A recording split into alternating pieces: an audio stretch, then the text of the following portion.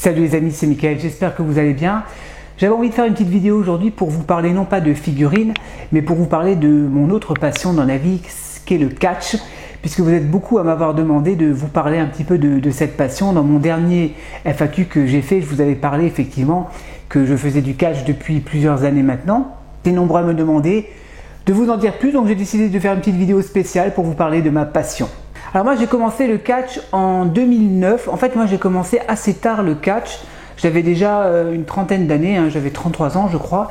Bon moi j'étais toujours fan de catch depuis que je suis tout gamin, depuis l'âge de 10-11 ans.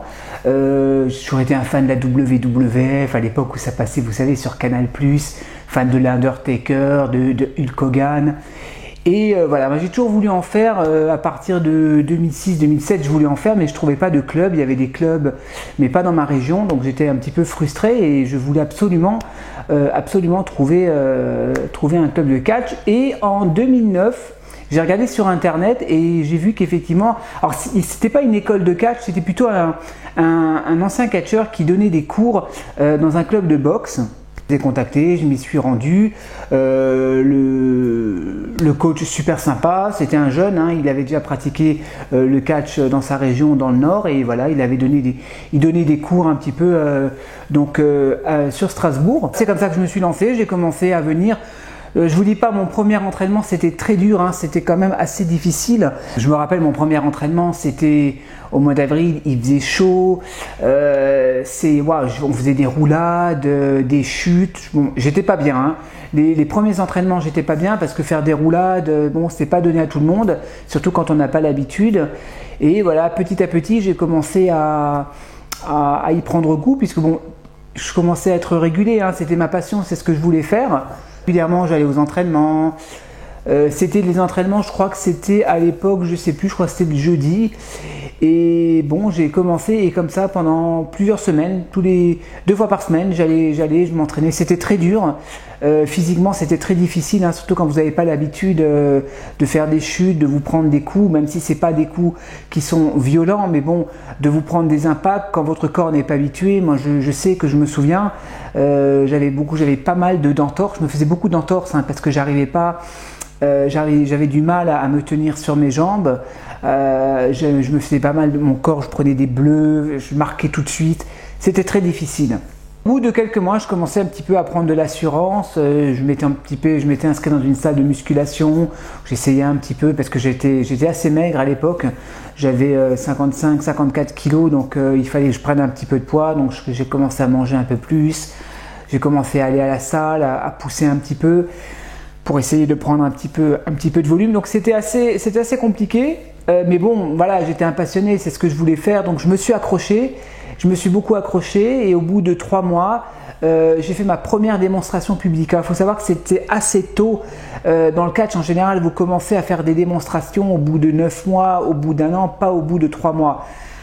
C'était une démo, mais bon, c'était quand même une démo devant 400 personnes sur un ring de boxe. Donc on avait fait la première partie d'un gala de boxe, je sais plus, c'était France-Allemagne je crois, de kickboxing, non, c'était un gala de kickboxing.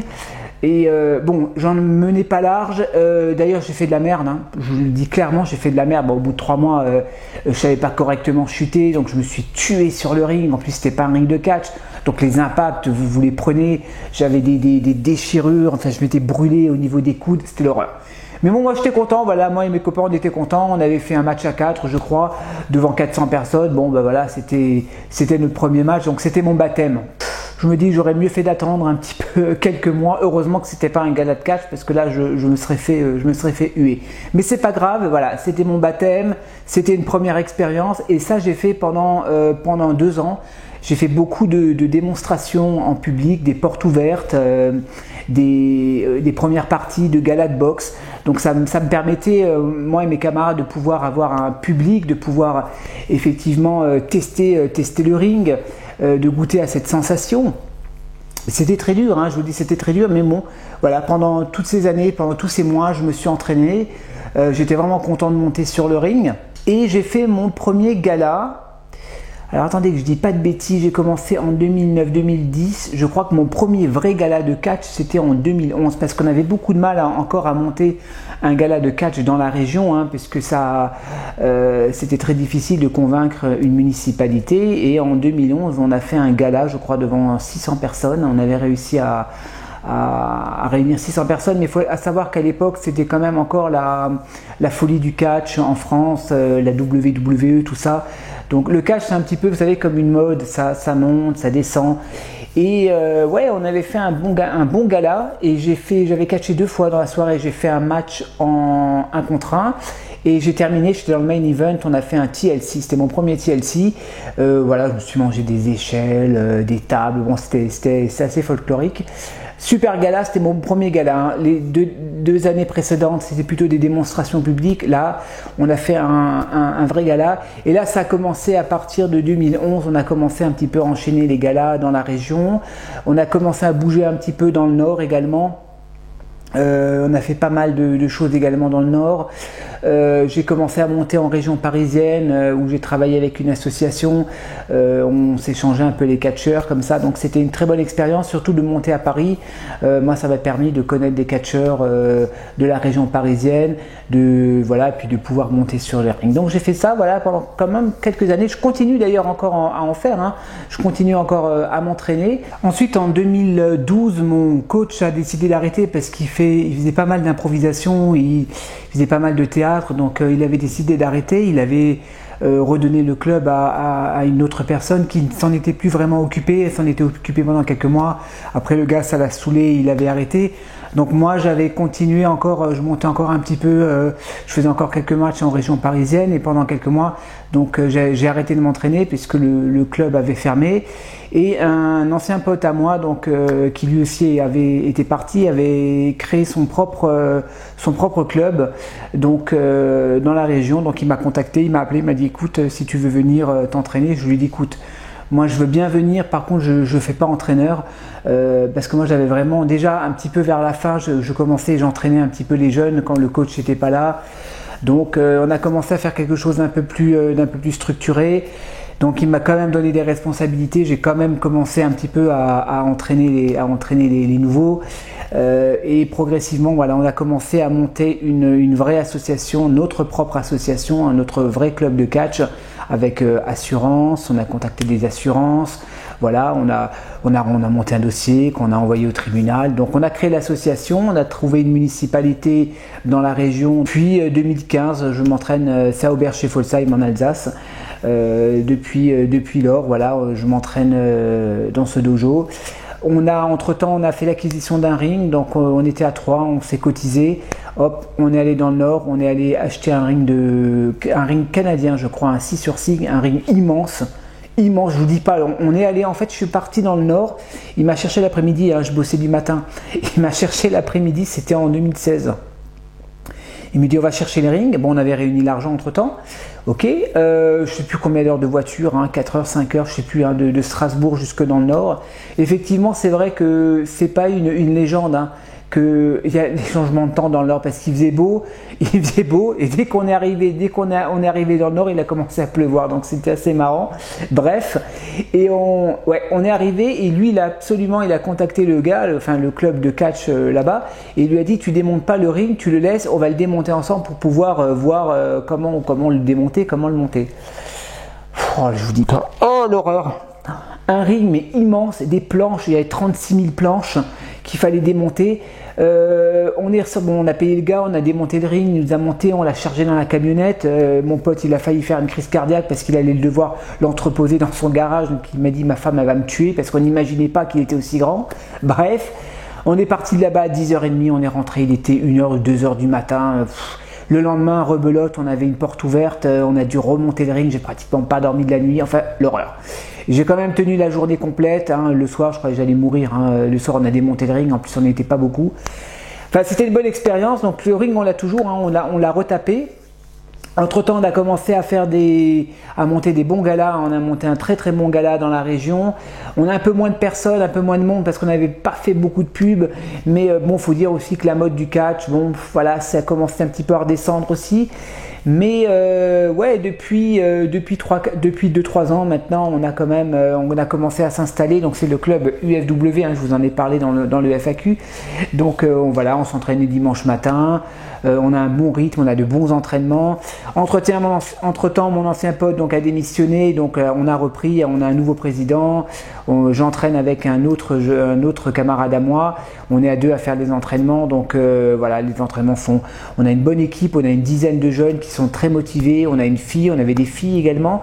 On en avait 3, il en reste encore une. J'ai pas mal de demandes en plus de gens qui veulent s'inscrire, donc je pense que le confinement, ça a donné envie aussi aux gens de s'inscrire de faire un peu de sport. Voilà, donc là on est une bonne équipe, on est en train de contacter les municipalités. Bon, à mon avis, ce ne sera pas avant l'année prochaine qu'on recommencera à faire des galas, parce que là avec le Covid, tout ça, on n'a pas pu faire grand chose. Mais en tout cas, là on a monté une bonne équipe, on a des jeunes qui sont très motivés, il y en a d'autres qui veulent nous rejoindre, donc c'est vraiment sympa. Alors des anecdotes, est-ce que j'en ai? Ouais, j'en ai pas mal. Des anecdotes, pardon. Qu'est-ce que je pourrais vous raconter? Mon combat contre le monstre de Moscou. Alors c'est pas une légende, on l'appelait The Moscovite Monster, donc je dirais pas son nom pour regarder son anonymat. C'était en fait un russe qui est venu dans le catch. Bon, lui, il était beaucoup venu dans le catch aussi pour... lui, il voulait en faire son métier, il voulait gagner de l'argent. Bon. Mais c'était un monstre. Je veux dire, il avait des bras plus gros que mes cuisses. Alors que le gars, quand il arrive en France, il faisait 75 kilos. Il est arrivé chez nous, il en faisait 120, 130. Ouais, c'est une montagne. Très gentil, hein, adorable, très professionnel sur le ring. Hein, mais bon, quand il vous chargez, vous sentez quoi. Hein. Je veux dire, à un moment donné, quand il vous fait des splashs dans le coin, qui vous balance dans le coin et qui vous saute dessus, vous avez intérêt à être bien entraîné. Donc j'avais catché contre lui, hein, j'étais comme ça. Hein. J'avais catché contre lui, ça va, il m'a pas blessé, il était quand même professionnel. Mais c'est vrai que voilà, j'ai fait pas mal de rencontres hein, dans le catch de gens très bien, des gens très professionnels, d'autres moins, bon forcément. J'ai acquis beaucoup d'expérience dans ce domaine. Effectivement, alors c'est vrai que quand on dit le catch c'est du spectacle, c'est du théâtre, c'est du chiquet, c'est un mot que je n'aime pas, le chiquet, parce que chiquet ça veut dire on fait semblant, tout ça. Je pense pas qu'on fait semblant dans le catch, parce que on peut pas dire qu'on fait semblant quand vous voyez les athlètes faire ce qu'ils font sur le ring, même à un niveau semi-professionnel, il y a un entraînement derrière. Moi, je ne peux pas concevoir de pratiquer un sport comme le catch sans vous entraîner à la salle de muscu, sans vous entraîner régulièrement. C'est pas possible. Donc, il y a une condition physique. Hein. Il ne faut pas dire que le catch, c'est du n'importe quoi. Non, c'est un vrai sport. Après, c'est du spectacle. Mais voilà, il y a des histoires, il y a une mise en scène, mais ça reste quand même un sport qui peut être dangereux s'il est mal pratiqué. Donc voilà, il faut quand même être conscient que le catch, ça peut être très dangereux. Que ça demande beaucoup d'entraînement hein, et encore moi maintenant à 43 ans je m'entraîne encore. Pour moi il est hors de question que je monte sur un ring sans m'entraîner, parce que ce serait complètement de l'inconscience, qu'on soit jeune, qu'on soit moins jeune.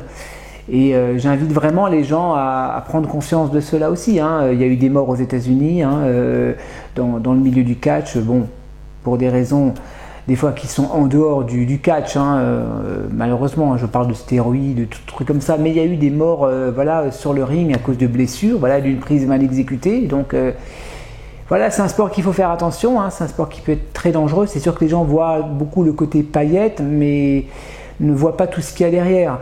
Comme je l'ai dit, les entraînements, les galas, c'est pareil, c'est toute une organisation, tout un travail, contacter les mairies, faire la publicité, organiser le show, les lumières, installer la salle, ça demande beaucoup de travail, c'est beaucoup de pression.